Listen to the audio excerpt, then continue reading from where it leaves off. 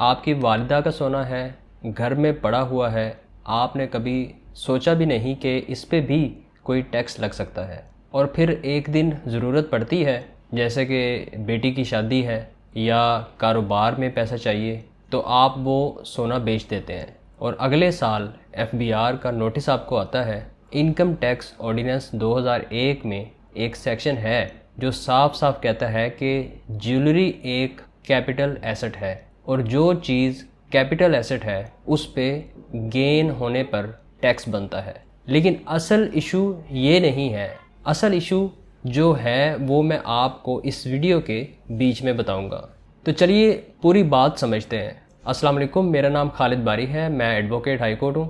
एक क्लाइंट की मैं आपको मिसाल देता हूँ। वो ओवरसीज़ पाकिस्तानी हैं, दुबई में होते हैं और उन्होंने 2019 में फैसलाबाद में अपनी वालिदा का सोना बेचा और उस पैसे से एक प्लॉट खरीद लिया। ये एक सिंपल सी बात थी उनके नज़दीक। रिटर्न फाइल करते वक्त उन्होंने मुझे कहा कि सर, सोना तो पर्सनल चीज़ थी, उसकी रिटर्न में ज़िक्र करने की क्या ज़रूरत है। तो मैंने कहा आपने प्लॉट ख़रीदा है, एफबीआर को वो नज़र आ चुका है। अब एफबीआर पूछेगा कि पैसा कहाँ से आया, और जब आप कहेंगे कि सोना बेचा था तो फिर सवाल ये बनेगा कि उस सोने की कॉस्ट क्या थी, गेन कितना हुआ, और वो गेन आपने रिटर्न में डिक्लेयर किया या नहीं। यही वो जगह है जहाँ लोग फंसते हैं। सोना बेचना जुर्म नहीं है, सोना बेचने के बाद खामोशी इख्तियार करना ये मसला बन जाता है। पहली बात ये कि सेक्शन 37 के सब सेक्शन 5 में ये मेंशन है कि what counts as a capital asset, यानी कि कौन सी चीज़ें हैं जो कैपिटल एसेट में काउंट होती हैं, गिनी जाती हैं। इनकम टैक्स ऑर्डिनेंस 2001 की सेक्शन 37 के सब सेक्शन 5 ये कहती है कि कैपिटल एसेट का मतलब है property of any kind held by a person, यानी हर किस्म की प्रॉपर्टी, चाहे वो बिजनेस से रिलेटेड हो या ना हो। लेकिन इसमें कुछ चीज़ें एक्सक्लूड की गई हैं, जैसे stock in trade, depreciable asset, और ध्यान से सुनिए, movable property for personal use, यानी आपकी पर्सनल गाड़ी, आपका फर्नीचर, आपके घर का सामान, ये कैपिटल एसेट नहीं है, इन पे कोई कैपिटल गेन टैक्स नहीं लगता। अब यहाँ पे आती है वो चीज़ जो 90% लोग नहीं जानते। इस सेक्शन में साफ लिखा है कि चंद चीज़ें एक्सक्लूजन से बाहर हैं, यानी इन पे पर्सनल यूज़ वाली छूट नहीं मिलेगी।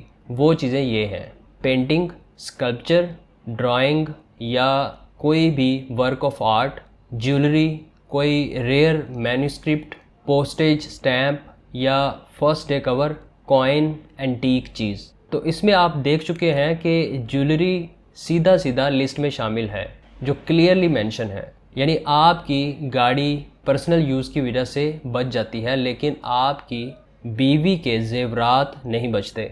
ये कानून की अपनी लॉजिक है। लेजिस्लेचर ने सोचा कि ये वो चीज़ें हैं जिनमें लोग पैसा पार्क करते हैं, इन्वेस्टमेंट करते हैं, इसलिए इन्हें पर्सनल यूज़ वाली चीज़ों से निकाल दिया गया। और मेरा तजर्बा ये है कि पाकिस्तान में सोना सिर्फ जेवर नहीं है, वो सबसे पुरानी और सबसे महफूज इन्वेस्टमेंट है। हर घर में लॉकर या बैंक में पड़ा हुआ है, लिहाजा कानून का ये नज़रिया बिल्कुल बेबुनियाद भी नहीं है। यहाँ बहुत बड़ा कन्फ्यूजन है। लोग समझते हैं कि अगर उनके पास सोना है तो हर साल उस पर टैक्स देना होगा, तो ऐसा बिल्कुल भी नहीं है।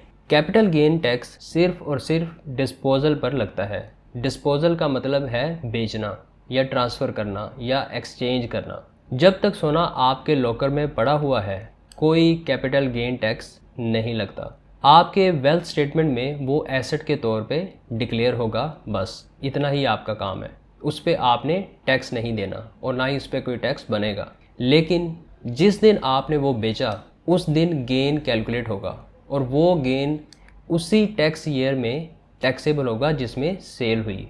याद रखिए, पाकिस्तान का टैक्स ईयर 1 जुलाई से 30 जून तक चलता है।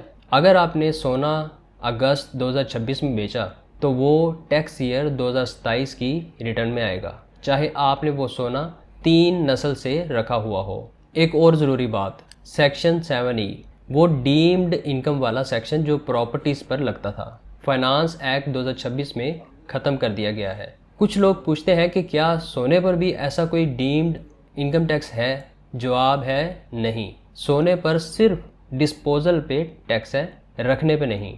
अब यहाँ आपको एक चीज़ बिल्कुल क्लियर कर दूं, क्योंकि इसमें सबसे ज़्यादा गलतफहमी है। आपने सुना होगा कि कैपिटल गेन टैक्स 15% है। ये बात सच है, लेकिन सिर्फ दो चीज़ों के लिए। एक, इमूवेबल प्रॉपर्टी जो 1 जुलाई 2024 के बाद खरीदी गई, उस पे फाइलर्स के लिए फ्लैट 15% है।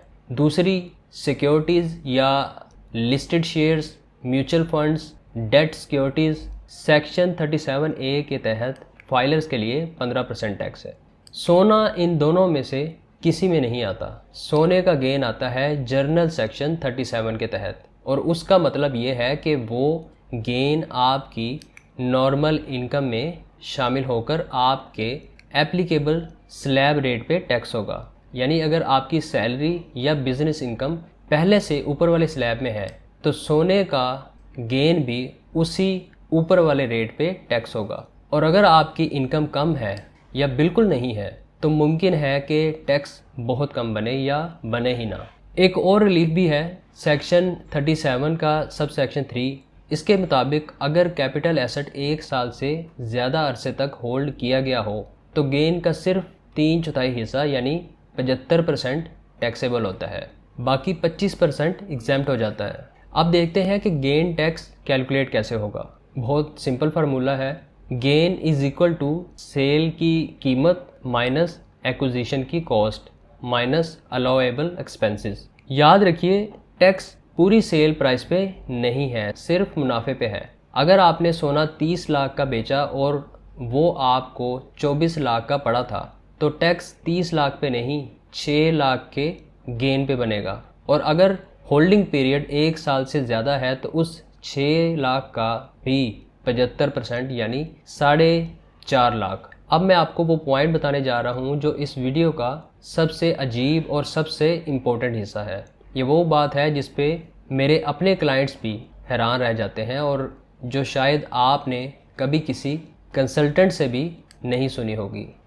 आम असूल ये है कि अगर आपको किसी कैपिटल एसेट पे नुकसान हो, तो आप वो कैपिटल लॉस सेट ऑफ कर सकते हैं, यानी दूसरे कैपिटल गेन के अगेंस्ट एडजस्ट कर सकते हैं।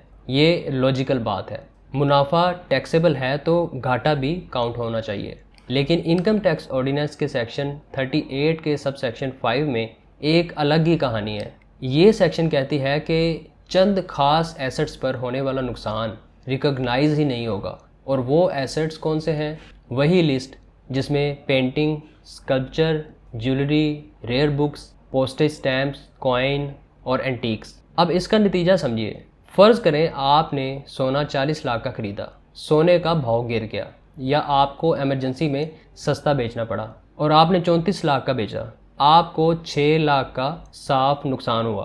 क्या आप वो 6 लाख का लॉस अपनी रिटर्न में क्लेम कर सकते हैं या किसी दूसरे कैपिटल गेन के अगेंस्ट एडजस्ट कर सकते हैं? जवाब है नहीं। ये एक तरफा रास्ता है, वन वे स्ट्रीट। मुनाफा हो तो स्टेट का हिस्सा बनता है, घाटा हो तो वो पूरा आपका अपना है। मैं आपको एक देसी मिसाल देता हूँ कि ये ऐसे ही है जैसे कोई बंदा आपके साथ कारोबार में पार्टनर बन जाए, इस शर्त पे कि मुनाफे में हिस्सा लगे लेकिन नुकसान में साथ ही नहीं देगा। आम जिंदगी में हम ऐसे पार्टनर को पार्टनर ही नहीं कहते, लेकिन कानून में ये लिखा हुआ है और जो कानून में लिखा है वही लागू होता है। पाकिस्तान में ज़्यादातर सोना खरीदा नहीं जाता, विरासत में मिला होता है या जहेज़ में या तोहफे के तौर पे। तो फिर सवाल ये बनता है, जब खरीदा ही नहीं तो कॉस्ट ऑफ एक्विजिशन क्या होगी? तो अगर कॉस्ट 0 मान ली जाए तो पूरी सेल प्राइस ही गेन मान ली जाएगी।